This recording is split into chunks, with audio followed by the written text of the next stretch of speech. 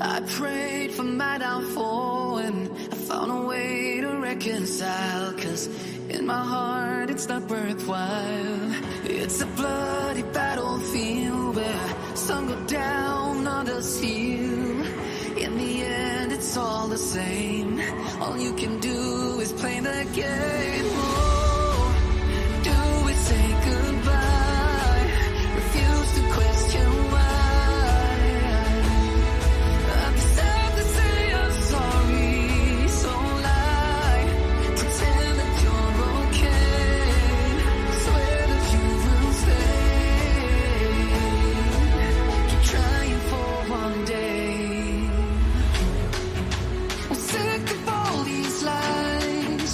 Don't care if I capsize. There's nothing left for me to hide. Don't wanna live a lie. Too many lows, too many highs. Too many things to criticize. And so I leave it all behind. Don't wanna live a lie.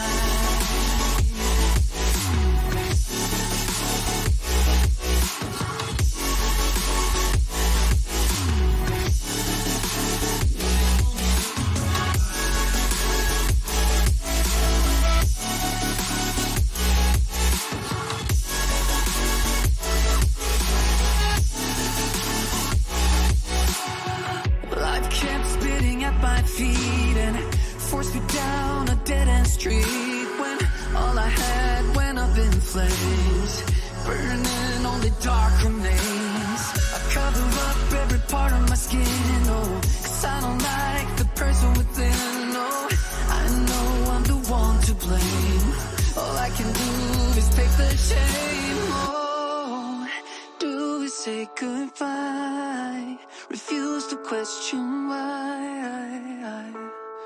I'm too sad to say I'm sorry, so lie and pretend that you're okay. Swear that you will stay. Keep trying for one day. Whoa, I'm sick of all these lies. Don't care if I capsize. There's nothing left for me to hide. Don't wanna live a lie. Too many lows, too many. All right, all right, all right. Good evening, everybody. Almost said good evening, peeps and peepertons. Giving homage to get a clue from the past. Anyways, how's everybody doing tonight? I hope everybody doing well. I hope y'all are awesome and had a great Wednesday. The week is half over. Those of you that work Monday through Friday, your week is almost done. And if you're off during the week, I'm happy that you may have got some time off. If this is your first time to my channel, welcome, welcome, welcome. If you've been here before, thank you so much for continuing to come back and continuing to give me a chance so that you may spend some of your time with 12 gauge. Anyways, tonight I want to take a break from true crime and I wanted to visit with my old friend Andrew Van Hoff. Even though he's not going to be on panel, he's going to be on panel because I'm going to play one of his videos because I like how Andrew presents his stuff. And if you don't know who Andrew is, he's been on my channel before. Let me give you the video we were on together so you can go and check out his stuff. Let me get there. Hold on a second.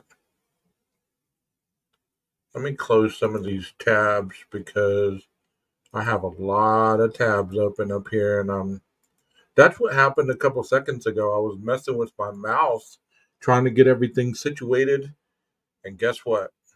I pressed the button on the side of the mouth, and bam, everything went off. I was freaking out a little bit, but anyways, I'm glad y'all are all here.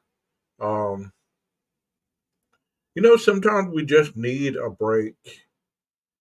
Because I've been going pretty hardcore on this Idaho 4 stuff again. And I don't even realize it half the time. I just keep going and going and going. But, sometimes you need a break because you need to take care of yourself. Let me put the video up here. Andrew's a great guy, man. He's awesome to talk to. He's awesome to have on panel. I'm going to reach out to him again and see if we can do another conglomeration together. Good grief, those Oreos are sticking to my mouth. Sunday Serenity. It was called Inner Child Life Skills Special Guest with Andrew Van Hoff. Well, there's the thumbnail is, it looks like, hold on a second. Here's all my stuff on my page. If you get this one right here with the two figures with the small child in each one of them,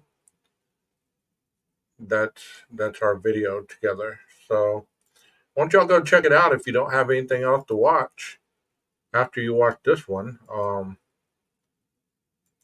Let me get Andrew up here.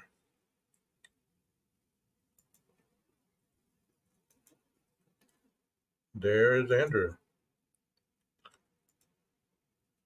The video is called You're Not Stuck, You're Hiding. And here's how to stop.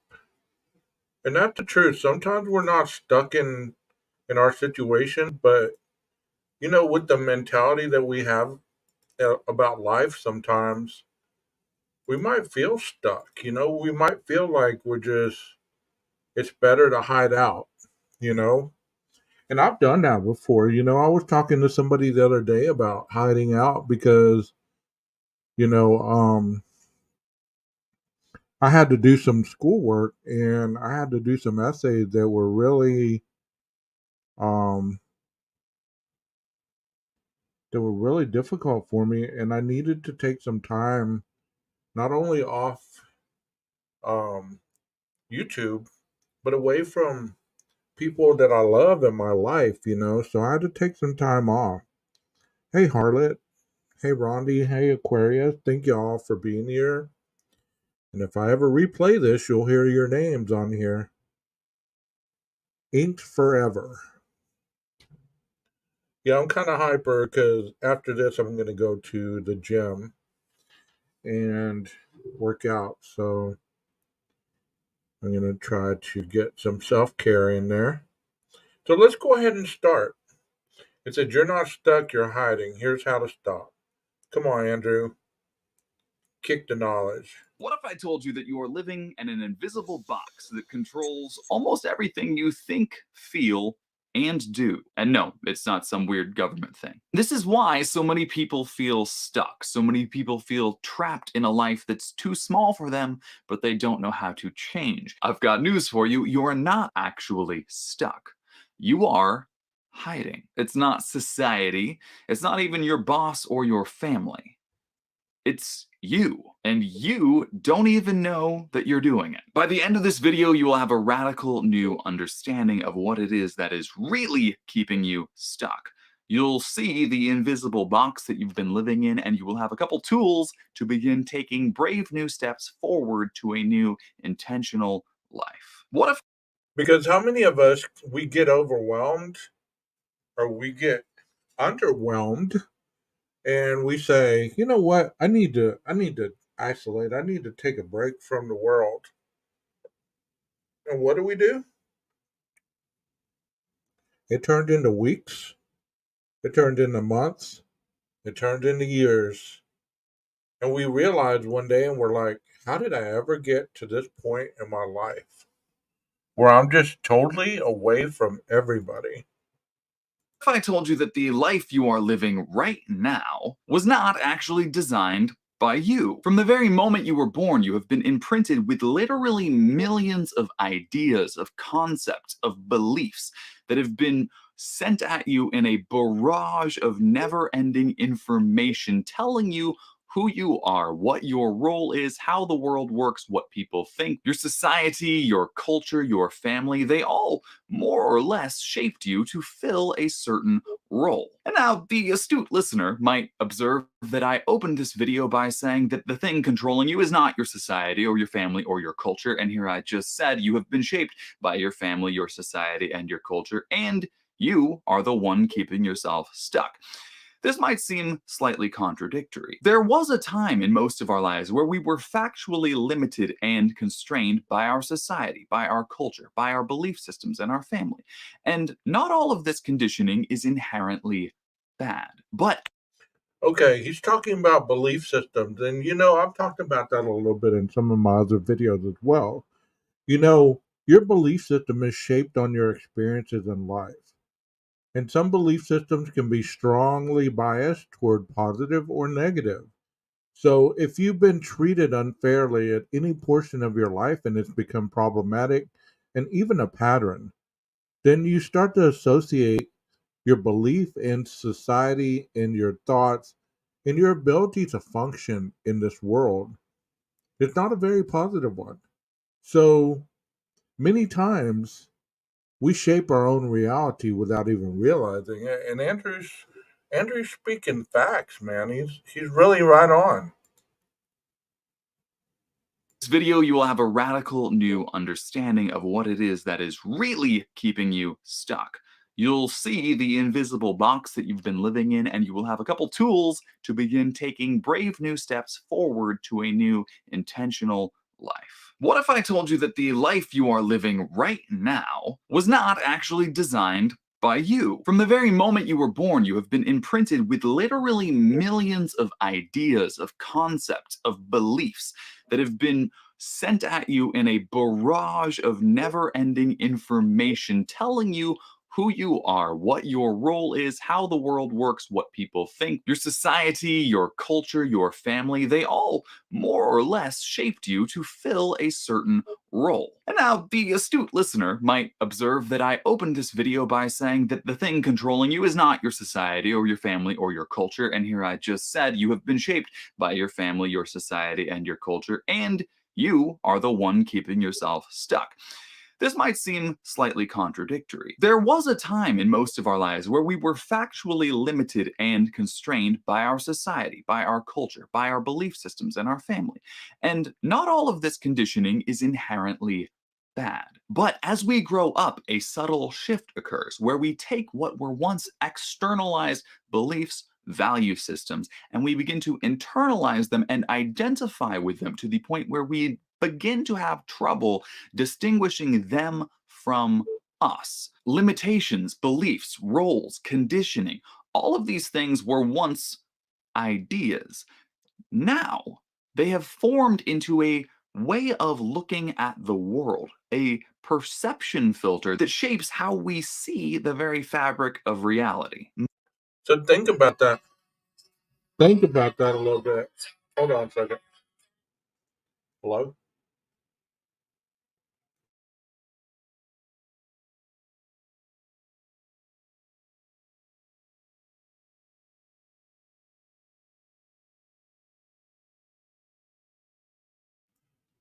Sorry guys, I had a phone call really quickly. What was I saying?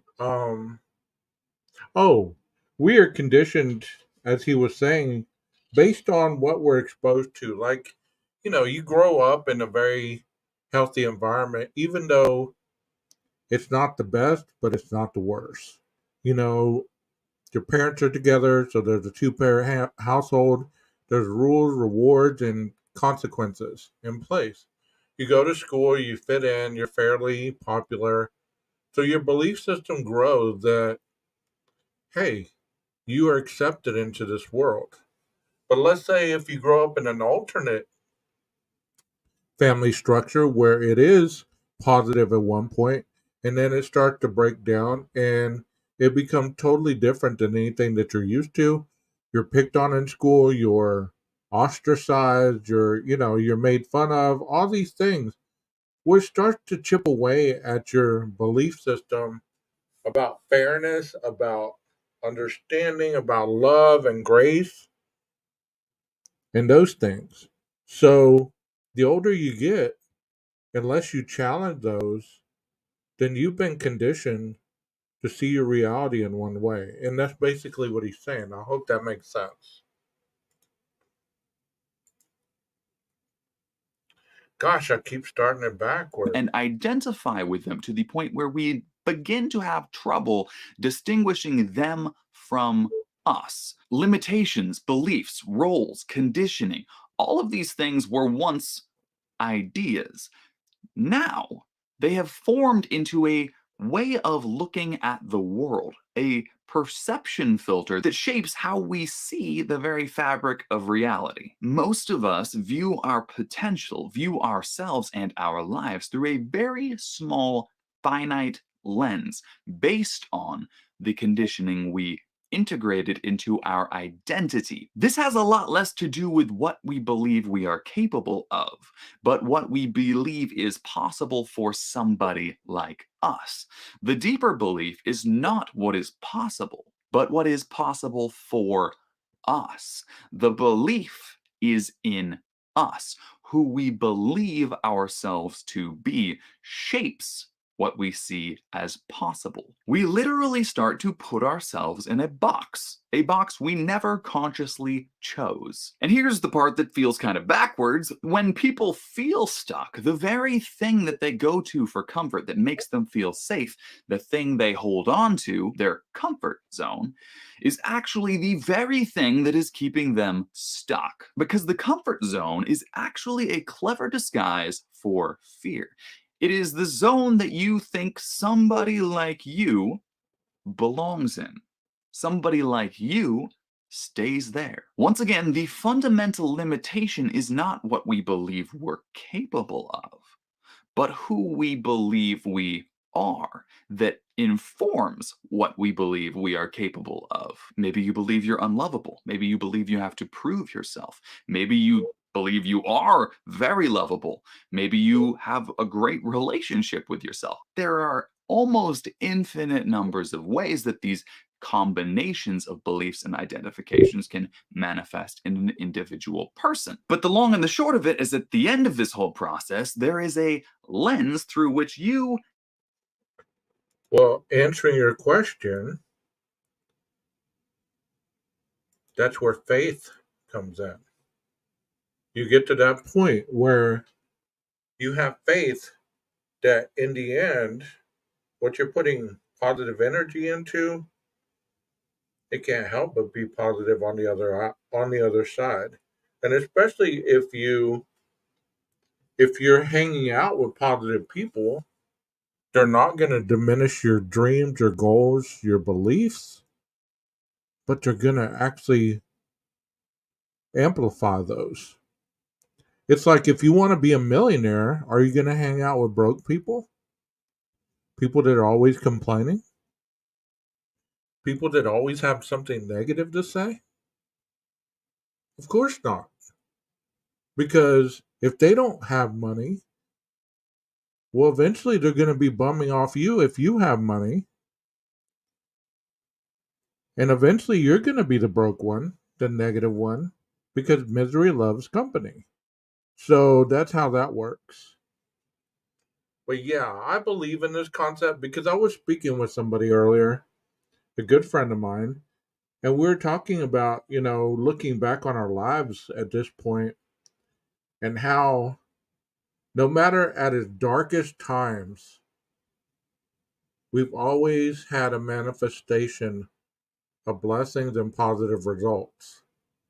And that's due to beliefs that we have about our lives. I wasn't always positive, so don't get it twisted. I wasn't always winning, so to speak. So don't get it twisted. But you know what?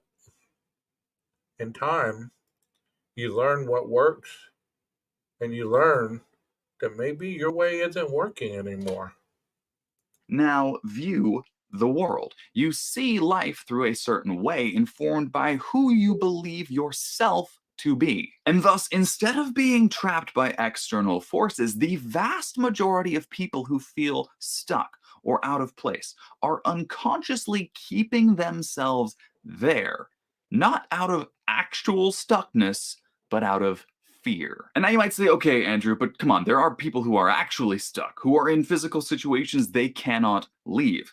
I would say that that is true and that is terrible, but a lot of us think that that's where we are when it's not. And even if that is the case, in the great words of Viktor Frankl, the Holocaust survivor, the final freedom, when everything else is taken away, the last thing we retain is the ability to choose our response to our situations. That might sound like a stoic saying that doesn't actually mean anything. You might think, well, come on, like, sure, but I have actual situations that bump me around in my life. I'm supposed to just choose to feel better. That very thought process reveals how so many of us are stuck not in the situation, but in our inability to choose our response. The situation which we do not control controls us. What we really want is to control ourselves. Therefore, if I cannot control how I feel innately, I have to manipulate the external world to make sure it fits whatever I would like it to in order for me to feel okay, in order for me to feel heard. Okay, basically saying that in order to get past the mindset, I mean, I don't know if you have a negative mindset most of the time or if you're just positive or it really doesn't matter one way or the other. But if you ever feel stuck, whether you feel stuck financially, whether you still feel stuck physically, whether you feel stuck employment wise, or any of those avenues, by reprogramming your brain to a more positive outcome, will enable you to either leave those situations or improve those situations. Because we get beat down by it so much that we feel that this is the best that we're ever going to do, or this is the best that's ever going to be. So we settle for the status quo instead of continuing to build our lives into what we want it to be, rather than building our lives what we see other people wanting it to be. I hope that clears it up a little bit. Heard, seen, safe, whatever, I need to control. And so when we feel stuck, when we feel trapped, when we feel small and like we'd like to change but we don't know how, we can't do it, we often say things, or maybe you've heard people in your life say this, friends, family. I wish I could do that. If only I had the time. If only I had had that opportunity. If only I was different. I might say that I wish I had a better relationship with my partner or my mom, or I might say that I wish I could have gone on vacation, or I wish I could make this amount of money per year. Really, what I'm talking about is my perception, how I see the world and how I relate to the world. There's no fundamental reason that I could not have or do any of those things, except for my belief that I fundamentally cannot do it. My story about my past shapes what I believe is possible about myself. No longer am I living life and receiving new information. Remember, when we're forming that box, we are constantly taking in actual experience. We might It's kind of like this as well. You ever meet those people in your life that you knew them 5 years ago, and 5 years ago they were still in the same position they're in today? You know, they might be struggling financially, they might be struggling with issues with relationships, or, you know, they might be struggling with their children not respecting them, or, you know, they're feeling overwhelmed at their job all the time, but they never stop long enough to get perspective and how to change that negative part in their lives. They just roll with it like it's going to go away. Or sometimes you hear people say, it'll get better, just to tell themselves it's okay. Don't do anything about it. Just let it manifest itself.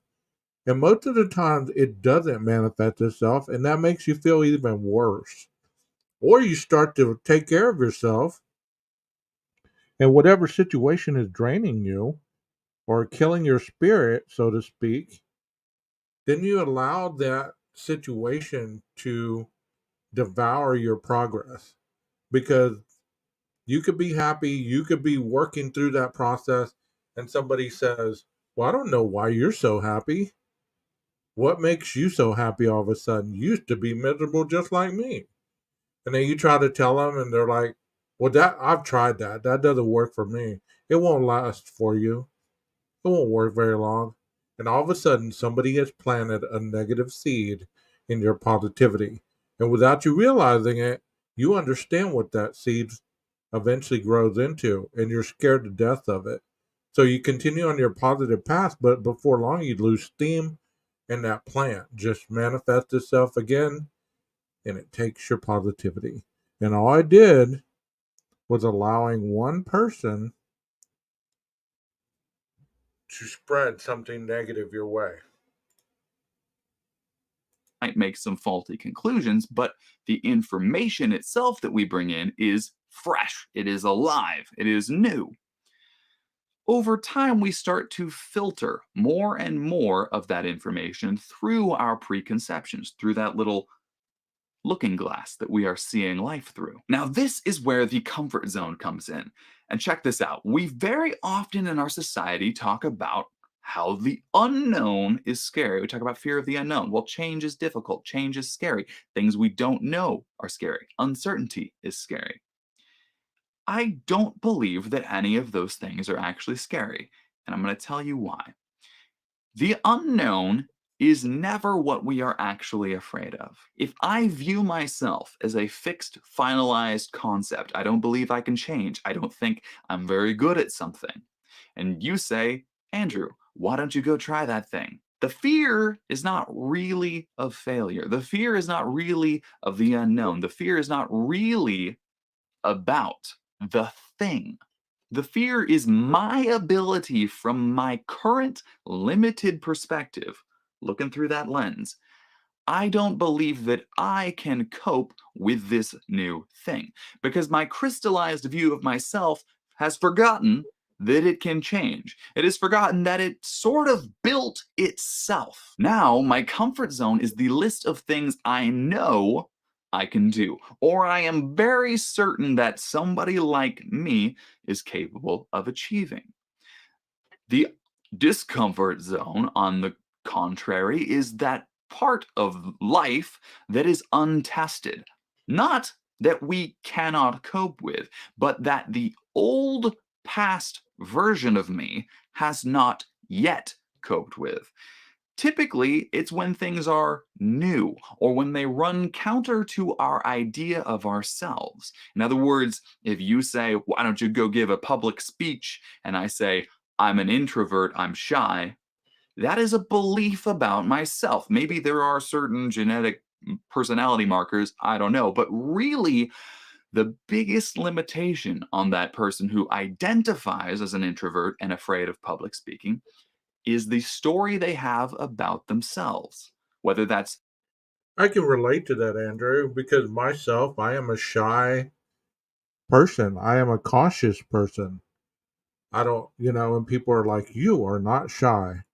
Yes, I am. I'm really pretty shy, and I'm pretty cautious when it comes to interacting with just a lot of people all at once because of the trust issues that I've had about judgment, rejection, um, backstabbing, being used, all those things. They feed into your perception when you meet a new person. You're not thinking, and this is what he's talking about as far as being stuck. You must challenge those beliefs about, okay, they're going to reject me. Instead of saying they're going to reject me, you can say, I don't need to reject them first. Because that's what usually happens. You reject somebody and they can feel it, so instantly they reject you. But in your mind, they're rejecting you first. Instead of that, you might try being a little friendly. Smile. Say hello. Extend your hand. Because when you make physical touch with somebody, whether it be a handshake, whether it be a side hug, something like that, it sends an energy through your body that rejuvenates the parts of you that are struggling. It gives you hope to keep moving forward. And you know what I just named to you, those have been areas in my life that have kept me stuck. And I sometimes, just like I'm talking to you, I just assume that one day what I want is going to manifest itself outside my door. And I'm going to open it up, and there is going to be everything I've ever wished for, or wanted, or hoped for, or thought that I wasn't good enough for, instead of going out there and making it happen. You can't make people love you, but you can have them respect you in a way where love comes from that. You know, there's different ways to associate with people so they can trust not only themselves, but you can teach yourself how to trust yourself, that they're around you and able to trust you with some of the most transparent portions of your life.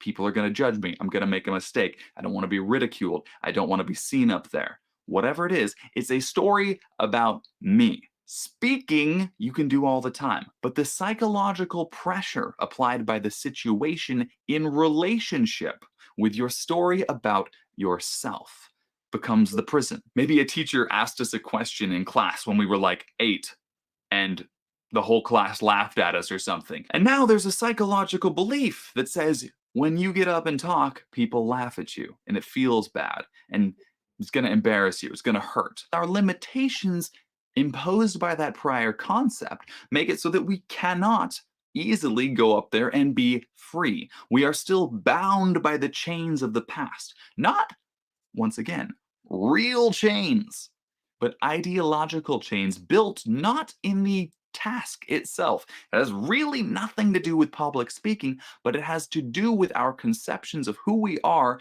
our fears about ourselves, our identities, and what we think is possible for us. So here's the quick question. How many of you in chat would believe that I am a shy person? Go ahead and type that in.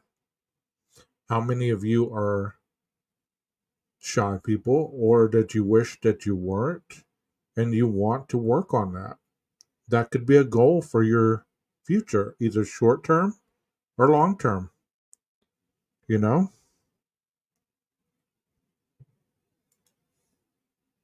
There is a memory now that is informing what you are capable of in the future, which means our future decisions end up an awful lot like our past experiences, which gives us an even stronger basis to make our future further decisions even more based on the past body of accumulated knowledge and ideas about ourselves. And that is the problem with the comfort zone. The comfort zone can introduce a self-fulfilling prophecy, a feedback loop, where the more we stay in the comfort zone, the more we stratify who we believe we are, which is where our comfort zone comes from.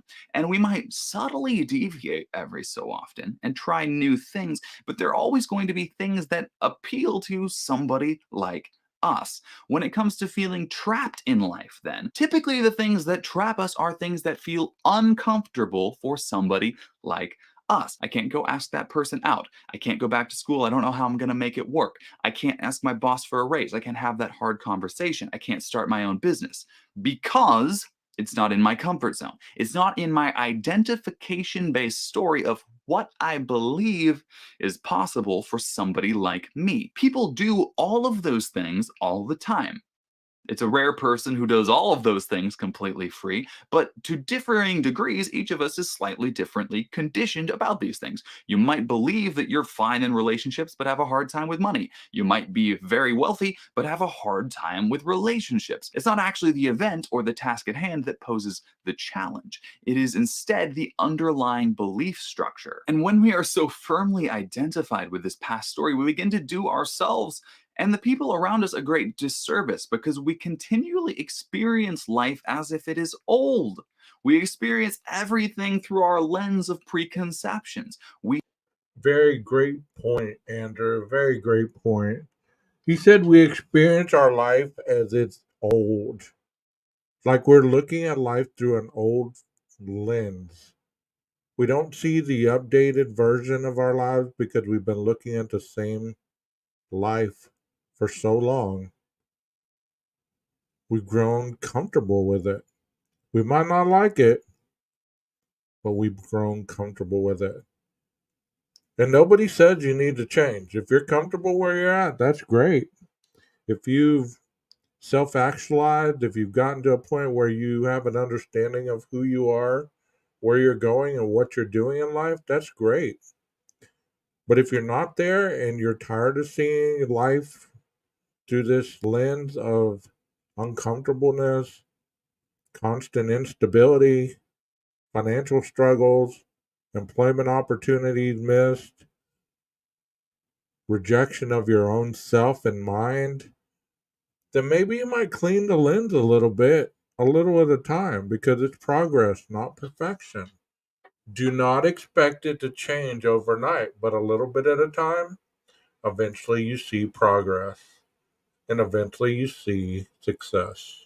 We see sort of what we expect to see, and we start to discount the very real, very ever changing nature of life itself, which is sort of, ironically, uncertainty. We cannot, at least cognitively, understand really the essence of what we are, what it means to be human, what it means to be alive. These things are innately sort of undefined philosophical concepts or an actual lived experience that cannot be necessarily understood so much as embodied and lived. We start to entrap ourselves in mazes made out of words.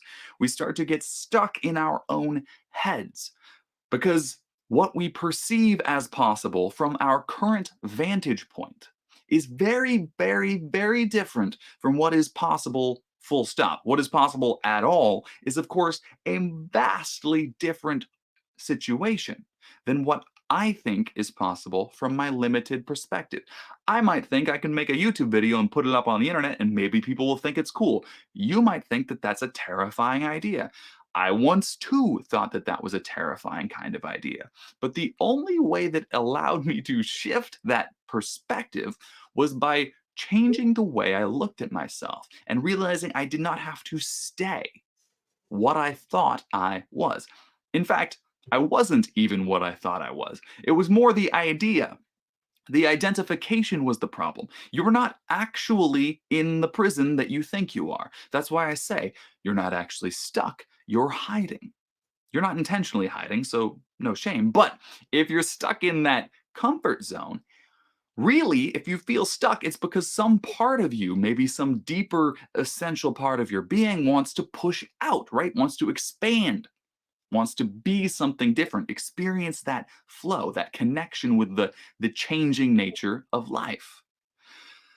But the comfort zone comes in and says, no, that's not who you are. That's not what you do.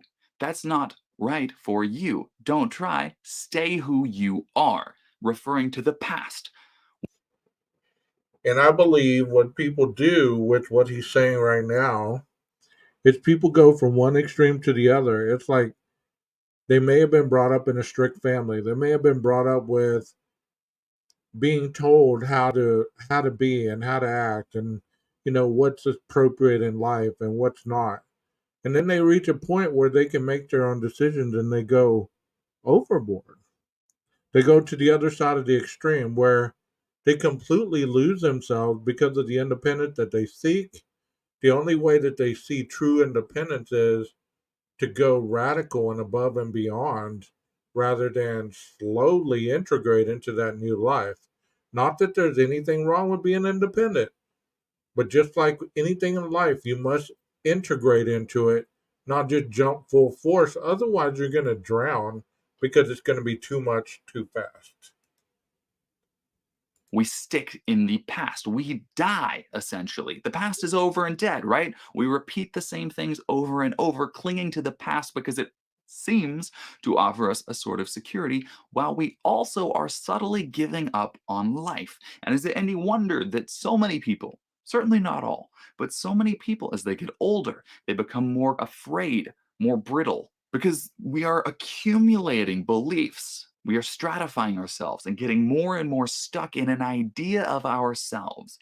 And after you've sunk 50 years into building this mental construct. Is it any wonder that we are reluctant to give that up? Is it any wonder that people are afraid when you come and say, hey, I think you might be wrong? I've spent 50 years building up my entire being on those ideas being fundamentally right. And looking at that in the first place, let alone letting go of the ideas. But even looking at that process introduces a little bit of terror. It's hard to look at ourselves. And that is why the first step to overcoming this process is to just look at your life and see where you might be experiencing fear that is not real. That is to say, I'm sure your experience of fear is very real, but it's not coming from the thing. The fear is not about the public speaking or the plane or the relationship or the finances. The fear is, how will I, my current small self, the past version of me, cope with this new situation? How will small me meet situation that is unknown? The fear is not the new. The fear is what I think I know about myself, what I think I have figured out, what I think is solid and stationary and reliable. That isn't. I am not actually limited by those past. Let me give you an example for the ladies in the chat. Have y'all ever seen Runaway Bride with Julia Roberts, where every time she got to the altar, she ran away? And at one part of the movie, the guy even asked her, "Hey, I'm making eggs. How do you like your eggs?" And she had to stop a minute. She didn't even know how she liked her egg because she was so programmed to be with the person she was with that she incorporated all her likes and dislikes based on who they were. But when it came to the time of actually going through the marriage or getting married, it petrified her to the point where she ran away because she wasn't showing the real person who she was. Actually, she was just a duplicate, an extension of who they were. And that happens so much in life, whether it be at a job, whether it be with our families, whether it be with our friends. We conform to be who they want us to be rather than who we really are. Because we're so scared that they're gonna judge us, that they're gonna reject us with their thoughts or their feelings or their emotions or their words, that we just conform while we're dying inside trying to fit in, and in reality we're not fitting in. We're drowning in the chaos of our own insanity. Experiences. There may well be ups and downs, of course. I'm not saying you're going to perfectly succeed at everything you try, but even the idea of success and failure is sort of a conditioned belief. Do you succeed when you try something new? Do you succeed when you push yourself out of your comfort zone? Or do you only succeed when the whole world says, good job? Because if you only succeed when the whole world goes, good job, then you are a slave to the whole world, because the entire world has the ability to ruin your day, maybe your life, by saying, boo, didn't like that. So the very first thing is awareness, having the courage to just look at your life and say, where am I operating on faulty information? Where am I holding on to things that aren't true? Where am I keeping myself stuck? And what is the real source of these fears? When you're a kid, everything is so exciting, so gripping, so real, because it's all brand new. And the funny thing is that it's still all brand new. You are still brand new right now. Your whole life exists right now, and only right now. Where else is it? Your memories exist right now. You think of the past, that exists right now. But we build ourselves a cage out of concepts, out of ideas of who we are. And we try to keep that firm and solid and unchanging because it understandably seems to offer us a sense of security, because life is kind of challenging when things are moving up and down. Not that Like I said a while ago, many times, people don't experience these things. If you're pretty solid, if you're pretty grounded and you don't have a lot of these things go on daily, then you probably manifested that self actualization about yourself, which is a byproduct of Maslow's hierarchy of needs. It is the very top level, meaning that once we reach the levels to the very top, we actualize who we really are based on our journey through life. So once we get to the top, we just continue to learn not to make the same mistakes as we made before. And even though we make those same mistakes, it's not always the person making the mistake. It's not always their issue. Maybe they're around other people that constantly make mistakes and they don't have the capability to tell them, hey, I don't agree with that or I don't believe in that anymore. And it's understandable, we're not in a perfect world. So like I said earlier, it's a process and you will progress and eventually you will find success. I'm on it tonight. On it. That it's impossible, but that it causes us to consistently need to reevaluate what we think, what we believe, what we do. And so the more we can build ourselves that psychological security, saying, I am this way, the world is this way, the more we seem to establish security. But as soon as anything threatens that, as soon as you get a new coworker who's maybe a little bit better at the job than you are, you're going to feel insecure. As soon as your husband or wife says, hey, I think we need to make some changes in this relationship. Maybe before they even say anything, you don't even know what they want. You're going to feel insecure because it's different. And we don't know how our old self is going to adapt to this new situation. We block out the new. We don't allow the new. We don't want the new that once made life so magical as a little kid, so engaging, so full. We say, no, I don't want that. I want this idea, this old shell of beliefs and conditioning that I have identified with. I want this and only this and nothing else forever, please. That would be great. And in doing so, in holding so tightly to that system of beliefs, we imprison ourselves inside of ourselves. We see the world not as it is, but as we are. And the second step is to give yourself the And I always say that too. I always say the way you treat yourself is how you're going to treat your world. So if you treat yourself with dignity, respect, honor, love, caring, understanding, patient, then your world is going to benefit from your reality. Meaning that everyone who bumps into you, you're not going to be that one that faces them with hostility, anger, frustration, manipulation, those types of things. So I'm hoping that I'm clarifying this because it's really some great stuff, because like I said, have you ever bumped into a coworker that every morning they would be griping because here we are again at the job, or don't talk to me until I had my coffee. Well, what does the coffee do for you that you can't do for yourself? We rely on so many things to change us instead of just changing ourselves. And the reason that we don't,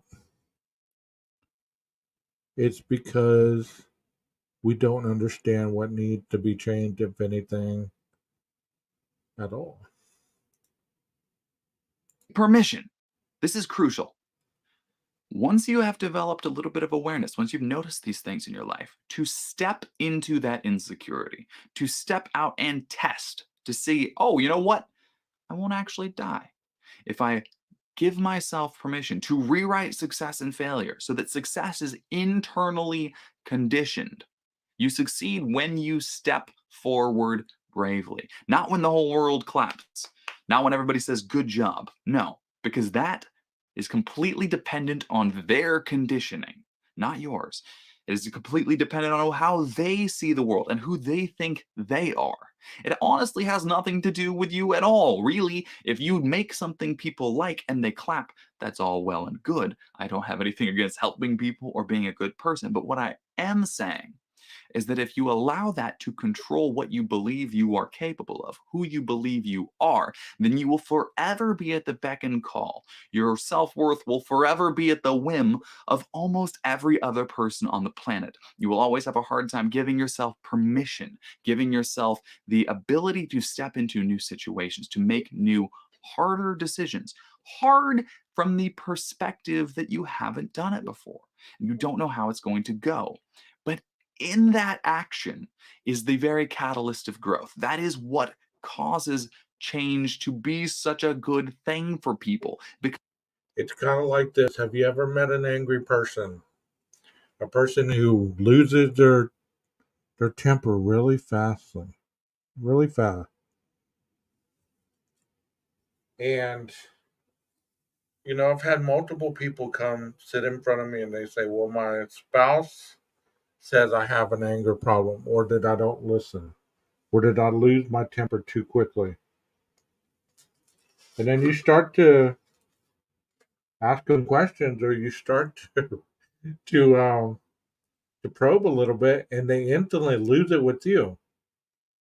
Well, I don't know how to calm down. I don't know how not to get angry. Have you ever tried to lower your voice? The moment you feel that urge to scream, have you ever challenged that and said, maybe I shouldn't scream at this moment? Maybe I should talk with assertiveness, but not aggressiveness. And that is how you start to challenge your beliefs about your life. You stop, you back up, and you breathe. And you ask yourself and you say, hey, self, let's deal with this a little different this time. Because the last time that I flew off the handle, I lost a relationship. I lost a friend. I lost a job. And many people don't like to be around me because I'm always reacting before I realize that I'm screaming. because you have to shift from your old perspective. It is not where you go in life that matters, but it's the effect that that can have on you. It can shape and it can open your perspective. It can change the way you see the world. You don't necessarily have to travel very far. You don't necessarily have to do anything different, but it is how you see it and how you do it, and giving yourself the permission to be internally directed to say, I would like to do this for me. Not because everybody else is going to be happy, but because I want to challenge that inner fear, that inner voice that says, can't do it, not good enough, not smart enough. I'm not saying you have to do reckless things or irresponsible things. I'm not saying you have to go skydiving. But what I'm saying is there's that little voice inside of you that says, you should go tell that person how you feel. You should stick up for yourself. You should go pursue this passion. This is where your heart is. This is what resonates with you. This is you. And we so often snuff that little voice out when we listen to that old self, that fear-based, no, you can't do it, won't work, don't try. That comfort zone will ruin your life in the name of safety, insecurity. You might live a long life, but you will live a very shallow life.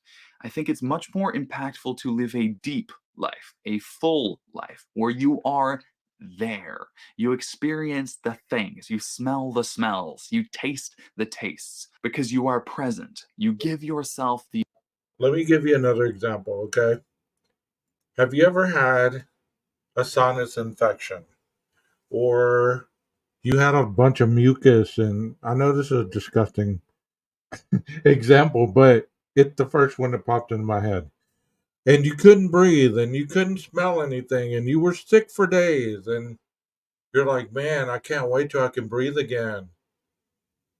And then once you started to feel better, all of a sudden you started to smell things better, you started to hear better, and you started to see things without that blurry film in your eyes. and you understood, this is what living's all about. It's about being able to experience these things at a heightened sense of reality rather than at a lesser capacity of who I really am. And that's what happens when we're sick. Is we're looking at the world through a diminished reality of who we can become. We limit our thoughts, we limit our thinking and our behaviors to the point where we're not really doing much. We're just going around in circles, yelling our heads off, hoping somebody pays attention to us. Instead of saying, you know what, even if nobody listens to what I have to say, I want to hear what I have to say. I want to listen. I love myself this much. I owe it to myself to be better. I owe it to myself to be a different person to humanity. I don't have to fit in with everybody else, but I can't live life alone. And I must learn how to love myself without the fear of rejection, pain, conflict, inconsistency, and all those other negative words that come to pop up whenever you're trying to try something new. The ability to be there, not to be analytical, not to be sitting in the background comparing it to a pattern, a pre existing concept, but to be present, to change, to be in touch with that flow of life. And the third thing, once you've developed some awareness, once you've begun giving yourself that permission to step into these discomfort zones, to challenge those beliefs, the third step is to begin to set up an intentional plan. Where do I want to go? Not where have the voices that have conditioned me wanted me to go for my whole life. Not what do I feel stuck by? What do I feel imprisoned by? But to look around and see where we would like to be, what we would like to experience, to establish. And then take a couple steps. Give ourselves permission. Stop waiting for people to come choose you, to say, hey, I choose you to be unstuck. We must, sadly, but also empoweringly, we must unstuck ourselves because we're the ones almost all of the time that are keeping ourselves stuck. And I'm not going to lie, this can be a little bit of a challenge because it does force you to face yourself, to look at those fears, and to become bigger than you think you are, which means you have to go off script. And we do love to live our lives via script. But if you live via the old script, you will never experience the magic of the new stuff, the magic of reality, of experience itself. When we take things for granted, when we rely on the old patterns, all of a sudden it's just another day. It's just another park we're going to. It's just another person we're walking by on the street. And we forget that they are brand new, that we are brand new, that it is a new moment, and that that experience is, in essence, as important as our idea of ourselves. That seems a ridiculous thing to say, but they're both just things bouncing around inside our heads. But we value one so strongly that it shapes the very way we see the world. We cling to security so tightly. And for what? Most of the time we cling to security, we become hardened, we become brittle, we become stuck. And we all eventually die anyway. Almost nothing that you're afraid of will actually kill you, and even if it would, you're still gonna die anyway. So what are you really saving yourself? Embarrassment? A little bit of discomfort? Discomfort from whose perspective? Embarrassment from whose perspective? It is embarrassment based on the story, the belief that I have to be this way, that I have to care what everybody thinks. I need this approval. Andrew, you're awesome. Thank you for this video, bro. I hope y'all enjoyed that. I hope that y'all enjoyed what Andrew had to say. And, you know, this video will be up if anybody ever needs it or anybody has those days where you feel like, you're not having the best of days or that you're at your wits end or that you're stressed out or you're just feeling stuck, as he says. Try to remember you can restart your day at any point of the day. You can restart your day at any point. You are not your mistakes, and this life is not terrible. It's just a moment in time. Because if you look forward 5 years and then you look back 10 years, you're going to realize that everything that you worried about 10 years ago didn't happen. And if they did, you made it through it. So stop beating yourself up so much. Stop beating yourself up so much. Because it's an awesome feeling to give yourself. It's kind of like going on vacation. You go somewhere where nobody knows you. You get to be who you are. You get to be free. You don't have all the constraints. You get to be what you want to be and who you want to be. If you could bring that mentality and that vision home with you and keep it, how much more empowered might your life be? You know? Because I know when I go on vacation, I become this energized person that has no problems, has no issues, and then I could be home. And within a couple days, I slide right back into the old comfort zone where you're lethargic, you don't want to do anything, you don't want to be free and open and spontaneous. And that's not a way to live. For me, it's not because I enjoy experiencing new things. I enjoy understanding that life is just a fleeting moment in time. Like you said, it's just fleeting. What does your life really consist of today? Are you at a point where you're happy? And if you are, that's great. Happiness is really not something we hang on to very long. So when it comes, cherish it. You know, there's a reason why we have these negative emotions most of the time. It's because, in my belief, in the book that I read, is to have an understanding where to go when I physically, mentally, emotionally, and spiritually can't go on. When I stop living in 12 gauges world and I go in believing in what I'm supposed to be doing in the book that I read, then I recharge. I recharge. I listen to music that uplifts me instead of the music that drowns me and angers me and frustrates me. I hang around people that are positive, not complainers, not people that are always. I guess that's why I get annoyed sometimes when I'm watching live streams, and people probably get annoyed at me too. I just, I hope that I don't annoy anybody too much. But I guess that's why I get annoyed because when I'm talking true crime, most of it is all about questions and no answers in a lot of cases.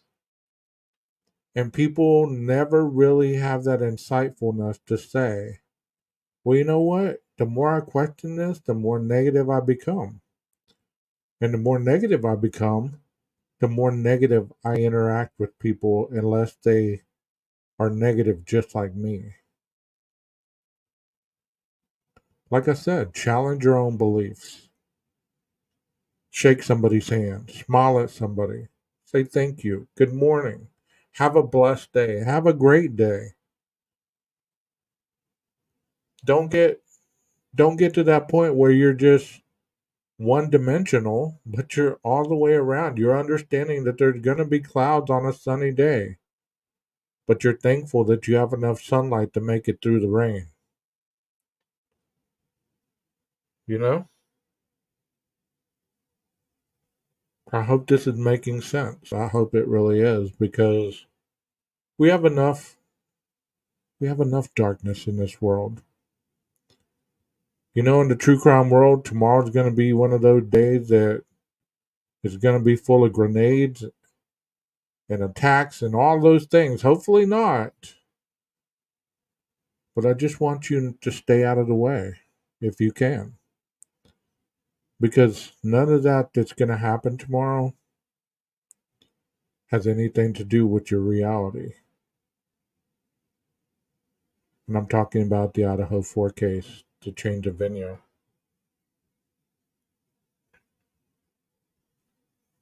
Well, we are harder on ourselves most of the time until we get beat down, and then we start to exhume that hardness onto other people.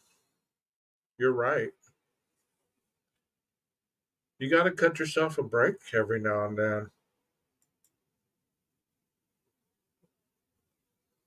See, you get it. That's what you need to do. You get it. You get it in your own way, and that's fine. You know what I would suggest? That nobody watches that tomorrow. Watch something positive instead. Because it'll be all over YouTube, it'll be all over the news, it'll be everywhere for days. So you'll learn what happens. And it's not going to be tomorrow where the judgment happens anyway. So don't get yourself all worked up for no reward. And that's what happens in life is we prepare so much for something. Have you ever wanted a vacation, a new car, um, try a new restaurant, and you put all your energy and all you become happy and you're like, I'm going to get a new car at the end of the week, this and that.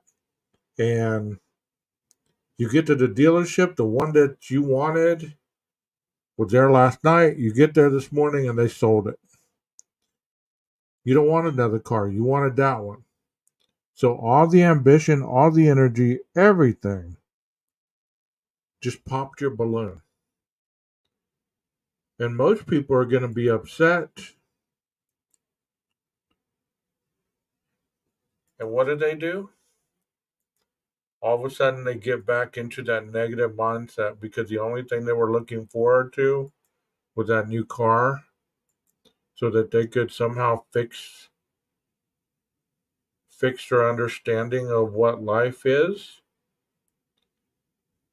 And the world just shot me down one more time. The world didn't shoot you down. You just chose a popular car. There was no conspiracy to steal your happiness. It's kind of like football season's about to start. And I have people that are so superstitious. Like if you even make fun of their team or you say something about their team or you start cheering when their team is down and their team loses, they're so superstitious that they believe that you are the reason why their team lost. Your energy next to them created their team to lose. Now, does that make sense to anybody? Maybe their team is just not that good. Maybe their team is not that good. Whoa. Hey, 12 gauge. What's up? What's up, y'all? I thought I'd get on camera for a minute. See, let you guys know that it really is 12 gauge behind the mic, not some imposter. Um, I hope you guys enjoyed this because I enjoyed presenting it. If you get a chance, go check out Andrew Van Hoff's page. He has a lot of videos. He has a lot of great understanding about the human brain and the human psyche.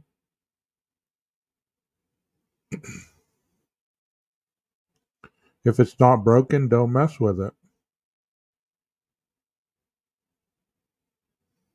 If it's not broken, don't mess with it.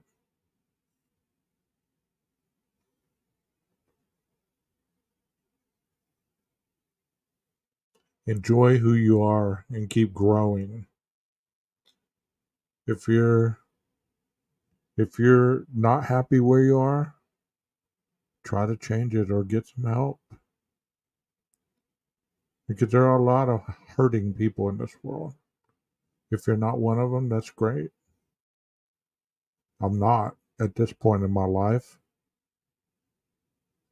Sometimes I self sabotage so I can not feel guilty for not being one. But I'm very thankful for everything that I've ever asked for. I've been able to manifest, and the things that I have asked for, even begged and cried for, have been protected against. But that's my own belief system there. You know? You ever heard that song, Unanswered Prayers? I'm thankful for a lot of them, because I can't imagine where I'd be if I would have gotten everything I prayed for.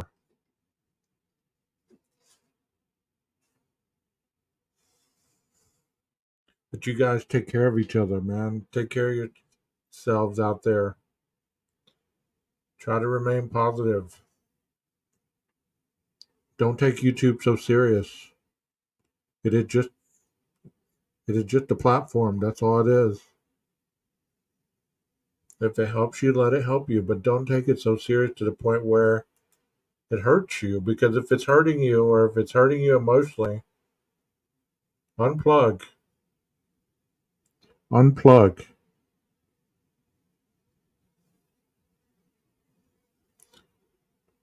I just saw one that Andrew made 2 days ago. It says how to stop chasing and how to start choosing.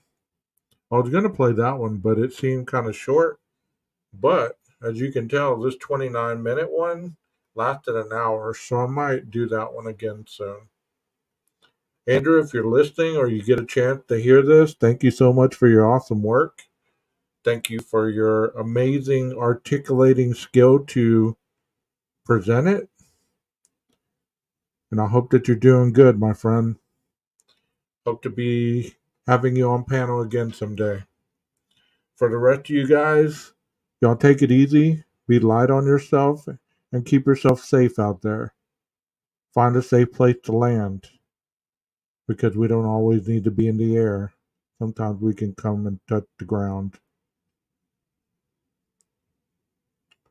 Y'all have a wonderful night. I'm going to play the rest of that song that I started off with,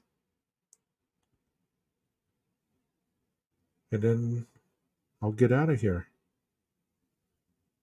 Y'all be awesome, okay? Hey, Maestro,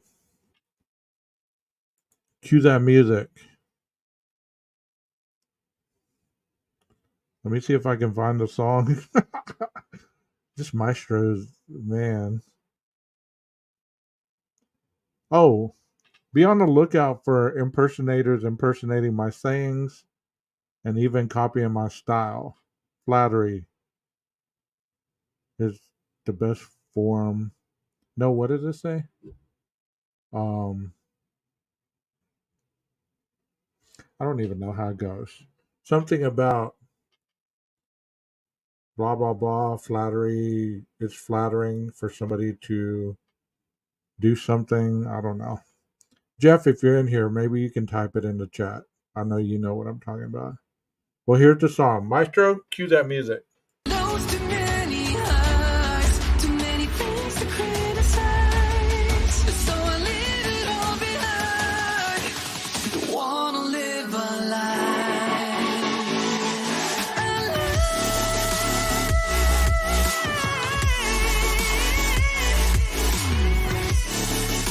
don't wanna live a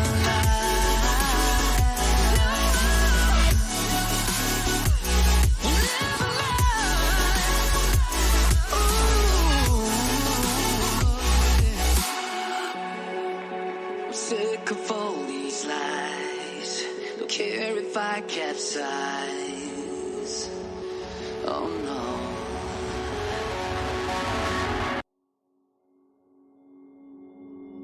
Took a swing at a wrecking ball and I prayed for my downfall, and I found a way to reconcile, 'cause in my heart it's not worthwhile. It's a bloody battlefield where some go down, others heal. In the end it's all the same. All you can do is play the game. Oh, do we say goodbye? Refuse to question why.